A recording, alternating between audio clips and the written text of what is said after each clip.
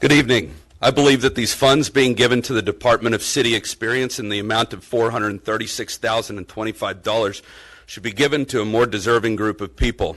I'll tell you who later. For now, though, let's talk about opioid addiction in Tulsa County. There's roughly 660,000 people that live in the entirety of this county. Of that, there's 90 opioid-based prescriptions per 100 people as of 2023 statistics on the CDC opioid dispensing maps. Tulsa's right behind a couple of towns named Harmon and Kingfisher. Harmon sports a 126.5 and Kingfisher settles at 125.7 opioid prescriptions per 100 people. Harmon is a town of 2,400 and Kingfisher 15,000.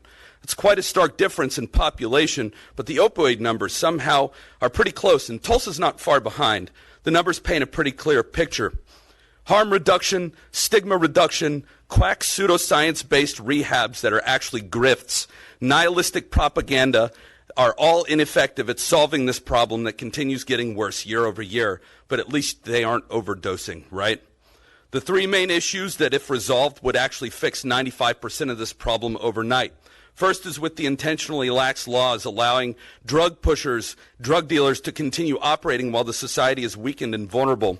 Two is with the fact that glorified pill mills, such as Pain Management of Oklahoma, are allowed to operate with impunity and are allowed to victimize innocent people by getting them addicted to opioids and eventually murdering them by overprescription just because they wear medical scrubs and sell drugs out of an office building.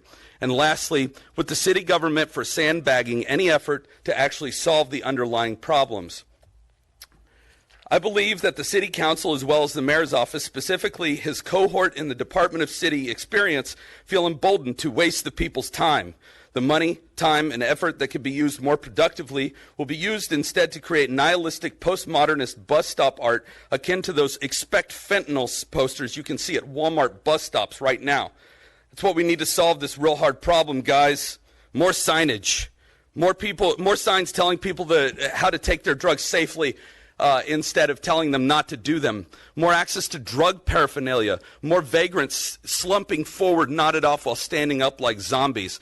More programs to help people take drugs safely so they stay hooked but never overdose. But hey, at least they don't get hepatitis or AIDS from dirty needles, right? The city of Tulsa is rotting from the inside out, and as always, nothing gets done about it. While our people die out from a plot to kill us using opioids by pharmaceutical companies like Purdue Pharma, the city continues to let it happen. Instead of publicly executing the drug pushers, traffickers, pharma CEOs, quack doctors that are literally drug dealers in scrubs, as well as instituting actual systems of rehab with mental and physical rehab to go along with it, they care more about harm and stigma reduction. Tell me, what harm are you reducing when you supply an addict with a clean needle? How does it help when my kids need to know how to administer Narcan in middle school and high school? Don't answer. It was rhetorical. Neither help. And if kids need to know how to administer Narcan and know what someone looks like ODing on Fent, then your little programs don't help. Never have, never will. Giving this money to a group of loathsome do-nothings to make poster art would actually kill more people than save them, so have fun navigating that trolley problem that you've created for yourselves.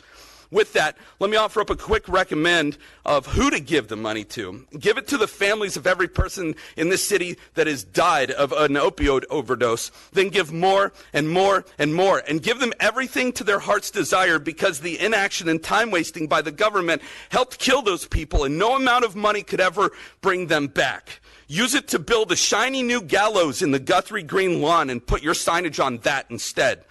Maybe even some actual rehab facilities that would fix underlying problems in people instead of being a revolving door. I've given you all multiple real ideas of what real people would do to fix this problem.